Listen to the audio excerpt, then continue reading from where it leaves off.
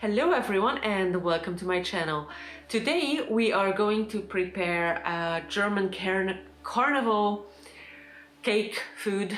It's like a donut, it's fried in oil, but I didn't actually find a translation for it. So that's what we're going to do, and let's start. You need 500 grams of flour, 200 milliliters of milk, you need 60 grams of butter, melted. You need 5 egg yolks. You need powdered sugar, but not as much as it's here. You'll see later what I mean. And you need 40 grams of yeast, fresh yeast. So you take your flour and you basically just add everything to it. You can see that here I am making a huge mistake, which I did not realize at the time, because I use a lot of different measurements and I've managed to translate those measurements in my brain for a while, and now my brain just turned off, and I basically just added 500 grams of powdered sugar instead of 50 grams because the measurements were translated wrong in my brain. And you can see the result of that. It's not as it should look. And I didn't even realize what the problem was. I was like, maybe it was the milk, maybe it was something else. So I just added more flour and I kept stirring and I kept stirring, and I didn't realize that this was never ever going to work. You see, the thing what sugar does is it actually dissolves the protein. It dissolves the gluten. If you add too much sugar, you get a more crumbly texture and not a more doughy or chewy texture, which is what we need in this instance, because if the dough doesn't have elasticity, it's never going to rise.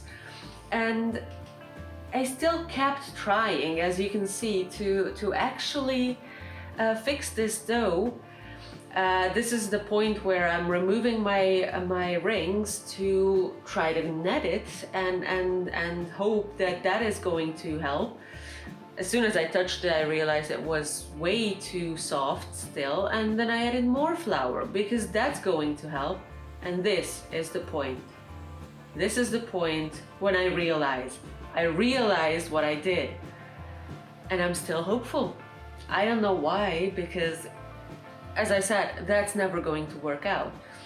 So I just got way more flour and I'm trying to knead it together, and I'm really trying, but this is not a good exercise. I mean, it's good exercise if you just want an arm workout, but in reality, as you can see, it's not elastic, it's not doing anything, it's too hard, it's way too sweet, I can tell you that. Which is why I added more salt, because that's going to help, obviously, and even more flour.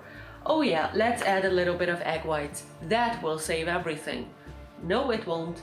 Oh right, more dried yeast, because I added so much more flour that will help. Nope, it won't. It will not do anything. Even though it now looks like a dough, it's not the dough we need. So whatever I do at this point is just a waste of time, and I really should have cut it out and threw it away, but it's actually a lesson to learn for everyone. If you just add too much sugar to a yeast dough, it's not gonna work. So anyway, I decided to give up here, and I actually tore off a tiny piece, added more flour, tried to get it to work, and it didn't. So I started again, which you can see here. I just added a tiny bit of sugar to the milk, as I was supposed to do in the first place. You just crumble the yeast in there and then let it rise.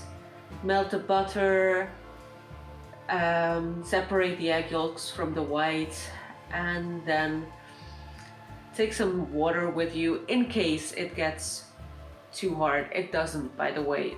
200 milliliters of milk is exactly the enough amount of fluids in this amount of flour with the butter and the egg yolks.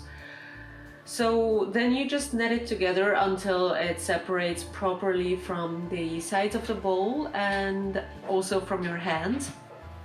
And you are supposed to see air pockets in it, but since I repeated this and I did it in the morning, because you know, you have to bake in the middle of the night normally, right? So nothing is open by then, so if you make a mistake, it's not gonna work.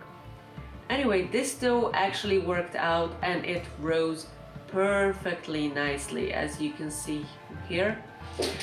So what you do next is you roll out the dough on a floured surface and then cut it into the desired pieces. In Hungarian cuisine, you actually cut circles and make sure that when you fry them, you fry one side under cover and the other side normally, so you have a white line on the side of the donut. I am not even sure. Anyways, here in Germany you cut triangles. Make sure your oil is not too hot, because then the inside of the dough might not actually bake or fry,